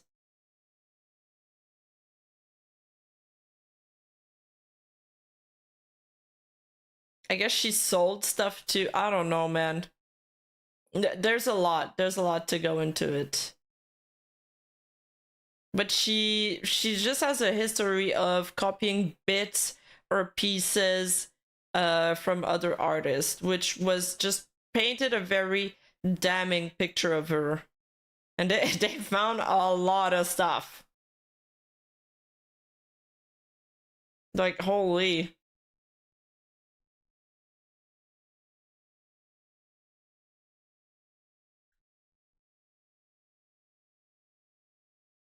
As a villain and an untrustworthy individual. Sensing the heap of trouble he'd brought down upon himself and realizing his previous statements had backfired spectacularly, Narukami went live to backtrack some of his previous statements. The backlash from his own audience had been swift and brutal, leaving him scrambling to salvage his reputation and quell the rising tide of discontent. In response to the controversy, Narukami posted on his blog acknowledging the leaked messages and explaining that his intentions were solely to disclose necessary information. While somewhat defending Meiro, he particularly retracted. He says, I saw some opinions saying that Kyoto dialect would be more convincing for the Meiro appearance. This is a machine translated blog, so it's not like super accurate. But he's like, but the appearance hadn't been decided at the time of the audition. The fact that her tone of voice was different in the video and the interviews cannot be used as a basis to conclude that it was plagiarism. Basically saying that it doesn't prove anything. Of course, only the person in question can know if it is plagiarism. No matter how much I and other live stream listen to them, we'll never get to the heart of the matter. So I just tell them that I personally don't think it's true, but I think there are people who feel differently. He's using this as my opinion. Also, the reason I reused the image from the general chat was to ensure a minimum level of credibility. And he's basically saying that he cropped the evidence that he showed for reason to keep privacy. I made an appeal in the general chat. Many live streamers responded. The management warned me about how I was using it, which led to a discussion with my manager. That was the message that accompanied the screenshot. So naturally, I only posted what was necessary. And he responds to a viewer's inquiry saying it's too malicious. He refutes it by saying, isn't it far more malicious to go out of your way to become anonymous and confuse the situation? Statements, clarifying that she had used standard Japanese during her debut and that her adoption of a different dialect in the... And he gets comments saying, like, is there any evidence that Roa bullied anyone? And he's like, honestly, I don't know what you're looking for. They probably haven't watched the video in the first place or don't have enough reading comprehension. So if there's anything I can teach them, I think it's the responsibility of Japanese language teachers across the country, not me. He's very pretentious. I'll provide evidence for anything that the other side say is not true. Viewers can continue arguing with each other about what's true and what's not. Addition was not definitive evidence of plagiarism. Furthermore, Furthermore, he emphasized that the decision to incorporate the Kyoto dialect occurred after the audition, not before. Behind the scenes, something significant was occurring. Yuzuki Roa's memberships to her official Nijisanji fan clubs were abruptly terminated and refunded, and her scheduled appearance at the Nijisanji land in Yomiuri Land was unexpectedly cancelled. And then we finally got some news. On November 19th, 2020... It's kind of like what's, you know, happening recently with some appearances at events, large events cancelled. People start to speculate. Narukami Sabaki also report on this. He's like, oh, I noticed that the Roa fan club subscriptions have been terminated, etc., etc. I didn't include it in the video because I was like, okay, we're not gonna just...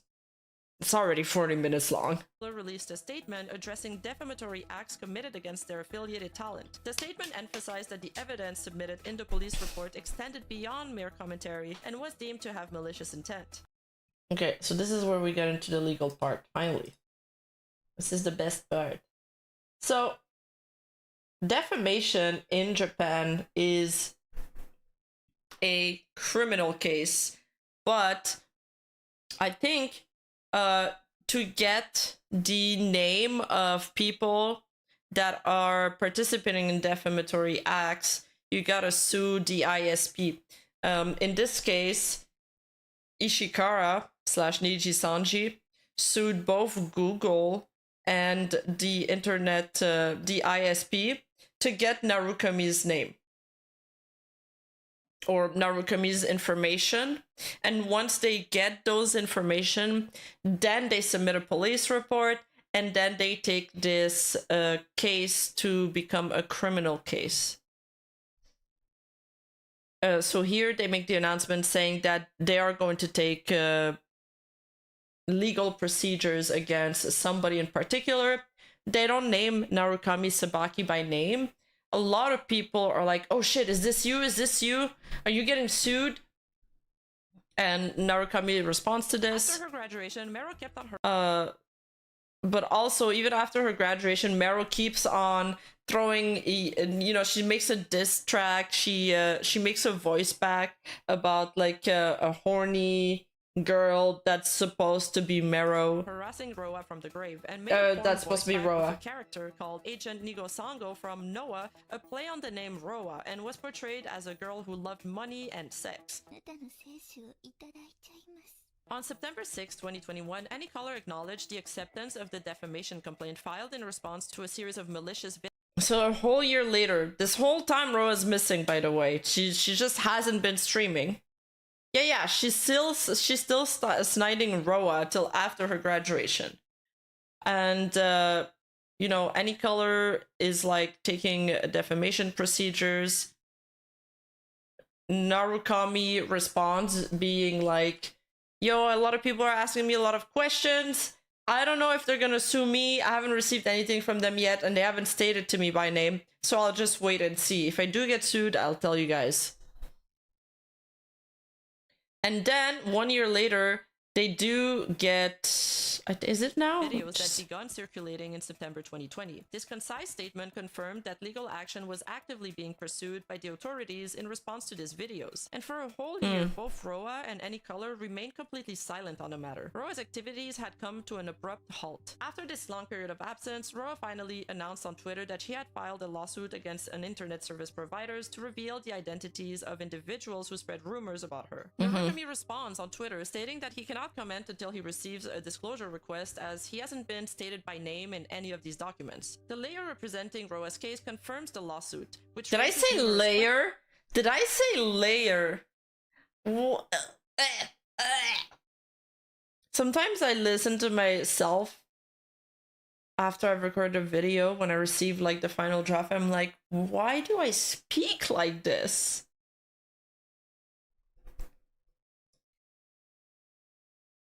So this is her lawyer. He's been providing updates about a lot of the things on the Roa case. He's been sharing articles. questions and serves as a significant breakthrough for VTubers overall. VTubers are akin to voice actors, where the personality of the avatar and the individual behind it are two distinct entities. Therefore, it's been very difficult to argue a case of slander in the past against the VTuber's persona, as it cannot directly be considered slander against the person themselves. So Okay, this is kind of important. So defamation case, you guys know how easy it is to sue somebody for defamation in Japan. But what is actually not easy is to prosecute a defamation case against a VTuber in Japan. And so far, I'm pretty sure no one's ever won one. And it's actually pretty sad. It's just because of the way defamation is in Japan, it's supposed to hurt your honor. It's the concept of honor. But because these person are hurting your avatar's honor, then it's not affecting you personally. So the lawyers there have a really hard time defending these cases.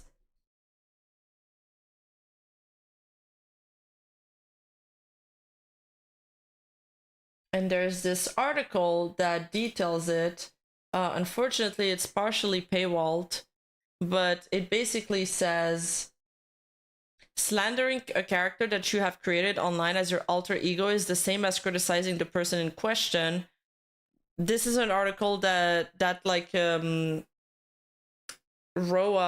where they interviewed Roa. They don't name her by name, but the lawyer retweets these article the same day he retweets a bunch of updates on the case. So it's like their PR push.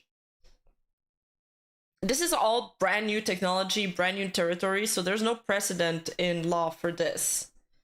Yeah, they can destroy your livelihood and credibility built on your character, so of course you take damage from it, but the legal system in Japan isn't set to combat that for some reason.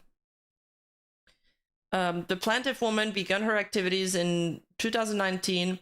She does not appear in her videos, but instead is shown as a character girl. When a woman moves her arm legs, the character moves in the same way. And the videos posted to the channel has hundreds of thousands of subscribers. But in 2020, information spread on the internet that a female character had bullied another VTuber. And this female character, Roa, received more than 10,000 messages, including "stop it" and "hang her." And she says, "My life has become a mess. The one who said she felt suffocated every time she remembered the incident has not posted any videos for over a year." So it's clearly Roa. For this reason, she has decided to file a lawsuit to request a disclosure of the personal information of the VTuber who first posted the information about the bullying, so Narukami Sabaki. If she is able to identify the person's real name, she will pursue legal responsibility. On the night of December 30th, she announced the filing of the lawsuit. I don't know if any legal system in the world handle VTuber cases well. I'm not sure, but I know, like, we looked into a lot of defamation cases in Japan, and they have gained some grounds on getting the real names of the people harassing them, but they've never been able to enact the full defamation case. Like, even Marine has also been in court for defamation. She's also lost, as far as I understand. So, and the crazy thing is that Google was fighting for Narukami Sabaki, by the way. They're like, oh, he's allowed to post these things, it's his opinion, etc. But the lawyer was pushing, and I guess he's a good lawyer because they managed to get their names. You know, but it's also Google's doesn't want to give up any information, so it's their interest to fight for Sabaki. So this is also why, because it's so difficult to contest defamation cases in Japan for VTubers, that Nijisanji or other VTuber agencies resort to copyright striking people.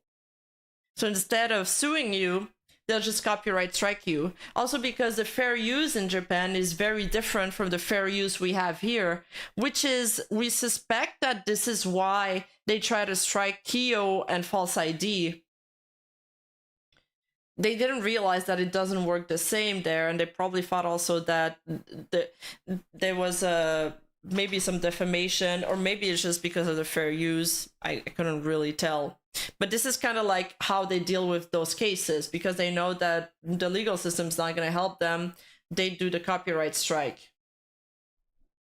Obviously, that's not really how things goes with technology and how much people can build full-time careers nowadays online. There are certainly cases where the act of defamation can be damaging to someone's operations, especially when they put so much of themselves in it, as Roa did. Oh, really, Several Feedy? articles, while preserving her anonymity by refraining from explicitly naming Roa, have been circulated by her lawyer. These articles shed light on harrowing revelations about Roa's experiences behind the scenes, particularly during the height of the controversy. Shockingly, she received over 10,000 messages during this period, including disturbing demands such as "stop it" and "hang her." In a subsequent interview, Yuzuki Roa opened up about the intense bullying she faced when a fellow VTuber accused her of bullying her junior. She emphasized that the allegations were baseless and that the narrative painted her as a villain. Attempts to clarify during the controversy would have only worsened the situation. Mentally drained and cornered, Yuzuki Roa was compelled to take a break from her activities. VTubing, which represented her aspirations to a better life, was now shattered by this scandal. Tragically, the emotional toll drove her to contemplate unaliving herself on multiple occasions. It's so crucial to remember that There's another case, like, she also got pushed to near unaliving, which is sad. It's very sad. Because even at the beginning of the conversation with Meiro, she says, you know, my VTuber persona is my life. I'm putting all my hopes and dreams on this. That VTubers may look like anime characters, there's a real person inside. Besides these statements made by her lawyer on behalf of Roa, she has been completely silent on her Yuzuki Roa account. After a long wait of another entire year, the VTubing industry received a significant update on March 28, 2022. Roa's lawyers announced that the court had mandated internet service providers and Google to reveal the identities of the individuals So they won that lawsuit. The first win in this strenuous legal proceedings, but a big win nonetheless. This means that the judge deemed that defamation did happen and was willing to grant the request for the internet provider to disclose the information. In response, Narukami expressed his determination. But he did, like, they didn't win the full case, right? They just, I don't know if I explained it properly, probably because I'm not using legal terms, but they only won the disclosing of information request. To vigorously defend himself against the lawsuit. In the ongoing saga of the Narukami Sabaki lawsuit, it wasn't until August 2023 that we would finally see a resolution. The announcement came and Narukami actually won the lawsuit. He goes on a live broadcast to celebrate and explains that while criminal charges were dropped, he hinted that civil implication could still be on the table. Of course, Narukami Sabaki was keen to bring closure to this highly He's like, oh, they could sue me again. But the problem is, and a lot of people in the comment section, well, not a lot, a few people were saying, oh, she's gonna sue them again. Oh, the lawsuit is still ongoing. Unfortunately, it's almost confirmed that there's not gonna be another lawsuit because there's a statute of limitation on these things. And it's 3 years long, and we're past the statute of limitation at this point. So that's it for this lawsuit. It's over. It's not a statute. It's not gonna happen anymore. It ain't gonna happen anymore. It's done so. So why is Roa still missing? That is the mystery that plagues the internet. Publicized case and lengthy process, but it's still sort of a letdown for Roa, who was forced to suspend activities for 3 whole years because of this whole mess, just to lose so close to the goal. The lingering enigma is her continued absence from streaming though. If the lawsuit is over, why isn't she back? While rumors suggest she may be streaming independently. So first I was told that, like, you know, maybe Nijisanji is hiding her so they can have a stronger case and show how much damage Narukami Sabaki did when they do proceed with more legal actions. But no, finally, after I looked more into it, it's over for the lawsuit. It's not gonna happen anymore.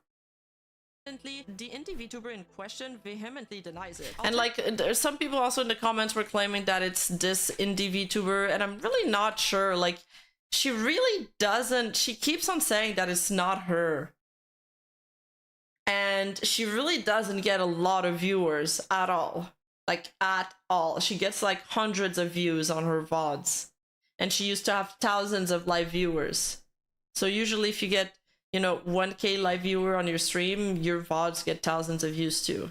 In early 2024, we found out that the reason he was able to go on for so long and she also doesn't speak like Roa at all. Like, nothing about her is like Roa. She doesn't use the accent either. So if Rona put so much of her personality in her VTubing, you would think that she'd have some of those speech pattern on her PL as well. back and forth legal battle with any color was because he had a sugar mommy that was financing his lawsuit. And he got exposed by his sugar mommy. Continuing to remain silent has been too stressful for me, so I have no choice but to make this public.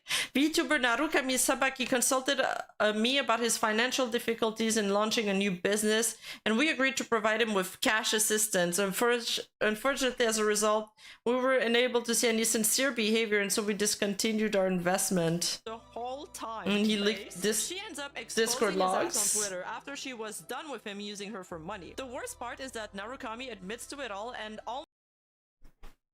yeah, and then he goes on his blog and admits to it too. Maybe it's like, it's not as frowned upon if you're male, I guess. I don't know. So he says a certain major VTuber posted it. I thought I would be able to create an opportunity for explanation before the matter gets complicated and spreads further, so I decided to write this article. I've betrayed the expectation of some of my viewers, so please be prepared when reading the following. And to put it simply, I had a relationship with a viewer. In explaining the circumstance, I will try to write as factually as possible, but please forgive me if there's times when it sounds like an excuse. 3 years ago, I was banned by YouTube. Okay, so what happened with Narukami YouTube ban is that, well, first of all, his channel went down due to Virtual Buddha and I said V4 Mirai at first in my video, but it's not V4 Mirai. I had a brain fart. It's Brave Group because V4 Mirai. And whenever I see Brave Group, I just immediately associate with V4 Mirai now because my brain's cooked. And they striked him. He got his channel banned. He managed to appeal it. He got his channel back. And then Hololive copyright struck him. Like, they copyright strike everything. Thumbnails, videos, highlight, clips, everything. And then his channel just got nuked. And he got banned off YouTube.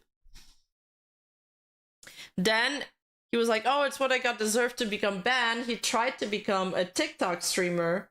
And then he also got banned on TikTok. So he was feeling very depressed. I actually feel like reading the whole blog post because it's pretty funny. He's a really colorful individual.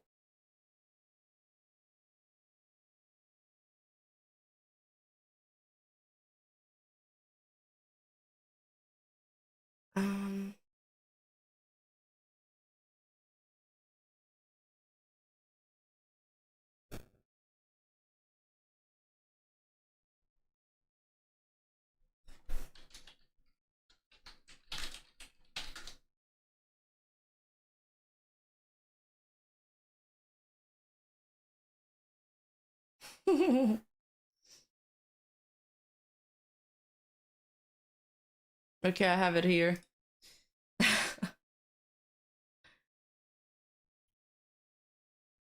So because his channel is banned, he just has a blog now.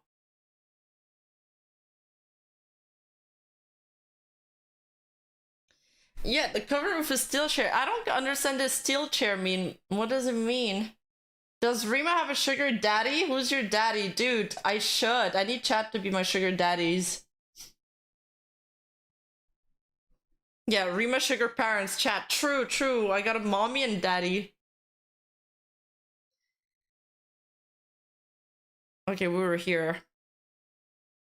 So he got banned from TikTok, poor guy. He's in the gutter. He's down bad, he's depressed. The number of leaked messages I received decreased significantly and the proportion of message of support from fans increased. Oh, what is this? I now read through those that I didn't have time to read before and I found myself feeling genuinely encouraged. I would probably just give them thumbs up or say thank you as always. In the midst of all of this, someone appeared to send me many DMs along the lines of, if you're in trouble, please rely on me. I'll take care of you. That person is the one I'm exposing this time, Mr. Son. She is a woman who became the victim of a backlash after a doujinshi she had drawn for a Hololive member was made fun of. I want to be nurtured. That's what I thought, honestly. I was just tired of thinking about it. She's a They always say he in the translations, but it's she. A person involved in the controversy, and she's also an active fan artist, so it's not like I don't sympathize with her. She gives off the vibe of being wealthy, after all. It's not that I don't have any plans to make a living as an individual, but considering that I might have to face some lawsuit in the future, I'm in a situation where I'd really appreciate any help I can get. So we started a relationship in January of last year. I think we met about 3 times. During that time, I was getting calls from the police about a criminal case, so I was pretty mentally unstable. That's like I said, it's a criminal case when you file for defamation. When I took so long to decide on a 4th date, he got mad at me. She got mad at me and our relationship ended. Even back then, she seemed to be keen to expose me, so I came to realize that my actions had been foolish in many ways. Of course, I don't want it to be exposed. I'm still embarrassed about it, but I figured this was going to explode anyway, so I decided to cut ties with her for now. Now that it's blown up, I don't have any particular desire to fight back. Let me add one thing. I don't know how much money people imagine when they hear investment. I don't think the amount I receive directly, excluding regular tips, etc., is as much as you might think. Of course, it's true that I receive support. Thank you very much. I've always wanted to be supported. He's always wanted to be a kept man. But I don't think I'm cut out for being a kept man, so from now on, I'll be on my own.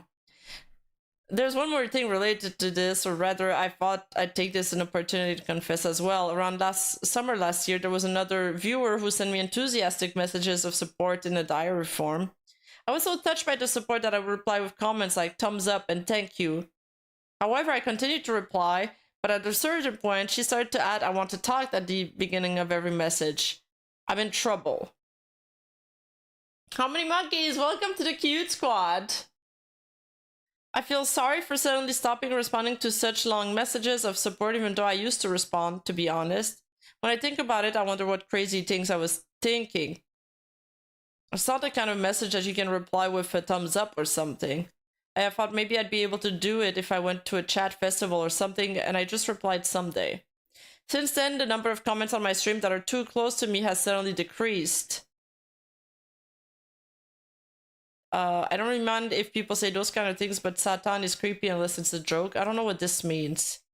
I said, that is gross, stop it. And then that person got mad at me. As expected, the DM, which I replied someday, was exposed, and I'm in trouble. Okay, he replied someday to a fan, and that got leaked? Okay. I am well aware that these 2 things are things that I brought upon myself by listening to Sweet Talk, so I don't particularly think about the other party. If I were a normal person, I would have just been supporting them. Please refrain from slanderous or aggressive comments in response to that. To be honest, what I did was undeniably lame from the perspective of me at the time of my debut, so I feel bad for my viewers in that respect, and the rest is locked, so. What I think about Hololive. About my relationship with the artist, about friendships.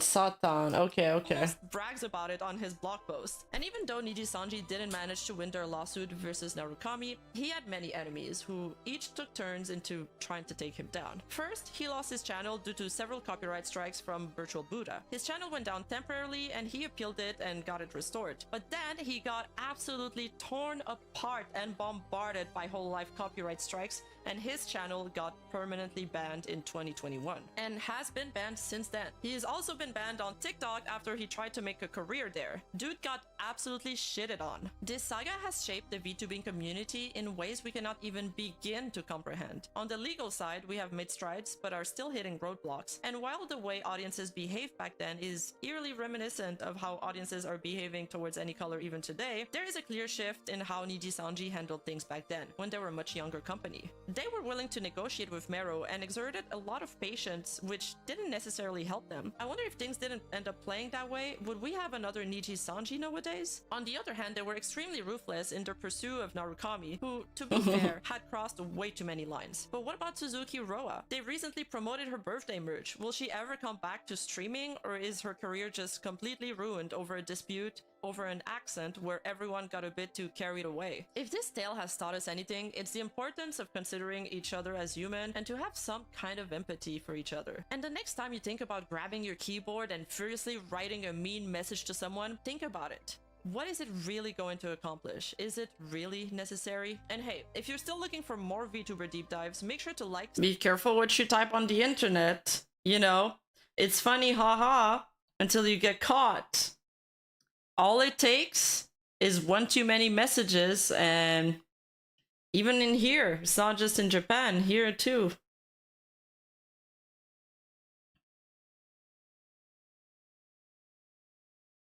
There is something else. Okay, so there's this thing that they spoke about in 4 million views in their in their investor meeting, and it's called what is it called? It's called a Nijisanji study group. It has a funny name, or at least a funny translated name. And this study group is actually a coalition of multiple VTuber companies. It's Any Color, Cover Corp, and UUM Co, which is an MCN of many YouTubers. And it's a defamation countermeasure study group. And recently, Nijisanji's actually released a statement saying that they've recently filed an injunction against the operator of the aggregated blog site The Truth About Nijisanji and She thread. And what we found out is that they actually spell anti-thread and she, so they don't get found out so easily, which has posted a large number of malicious articles against our company and our affiliated live streamers. So this Nijisanji and she thread is basically the Japanese Kurosanji of Japan. And as a result, we have decided to close the blog site and have signed an agreement to refrain from any actions that infringe on the rights of encourage slander against our company and our affiliated live streamers, regardless of the medium which we would like to report.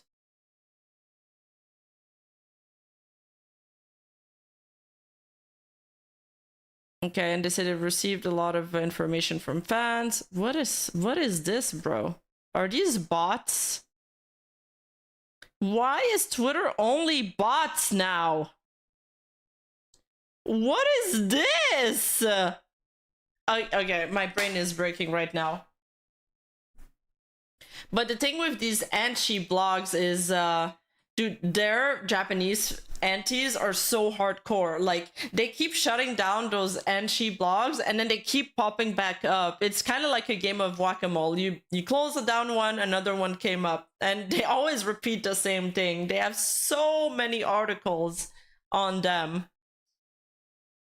What was it? I had another one opened up, I think.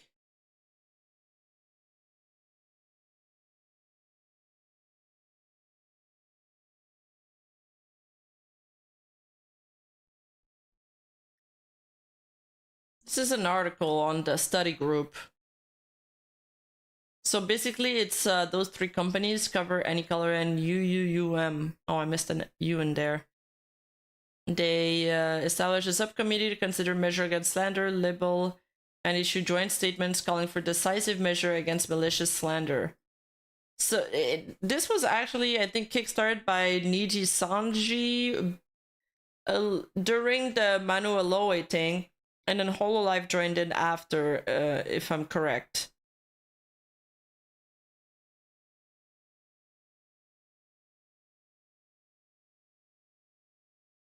And this is one of the Nijisanji anti-thread, anti thread that got closed down.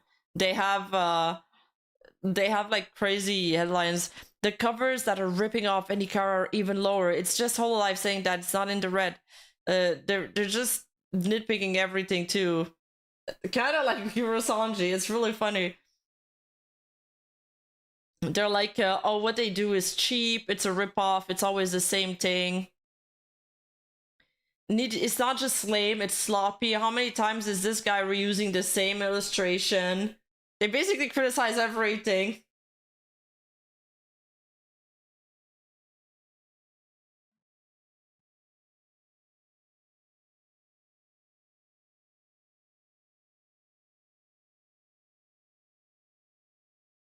Nijisanji, isn't it pretty strict for female singers? Speaking of female singers, reminded me of this.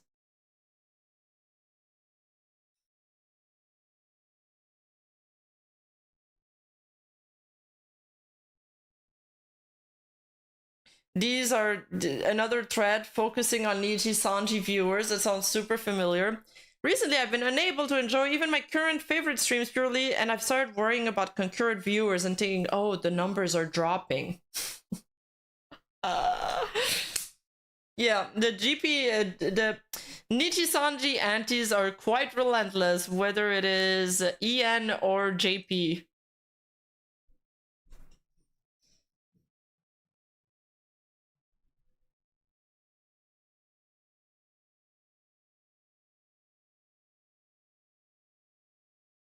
So that's pretty much it for this video. I hope this helped clarify some things, because, yeah, I know that it was pretty difficult to follow sometimes. The video was pretty difficult to follow.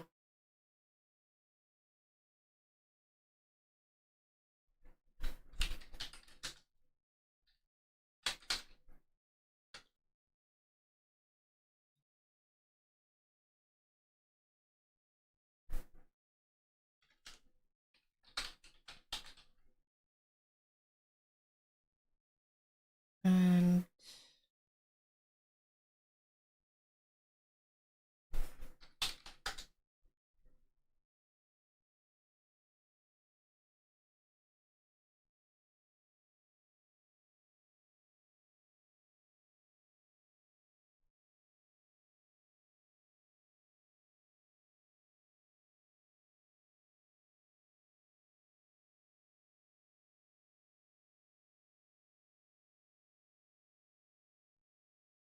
but yeah, this video literally took me so much time to put together. From day to night, morning to night. Anyway, I'm gonna send you guys to somebody else's channel. I'm just... Oh, just playing Zenless Zone Zero. And I'm gonna send the Twitch side to Apollo. Alright guys, thanks so much for watching. I hope this cleared up some things. I hope this added some information. I think there's some pretty interesting stuff, so hopefully the words get spread about this extra information. I love you guys. Hop on over to the next streams. Bye bye guys. Hey Cynical. Alright, bye everybody. Bye bye. Love y'all.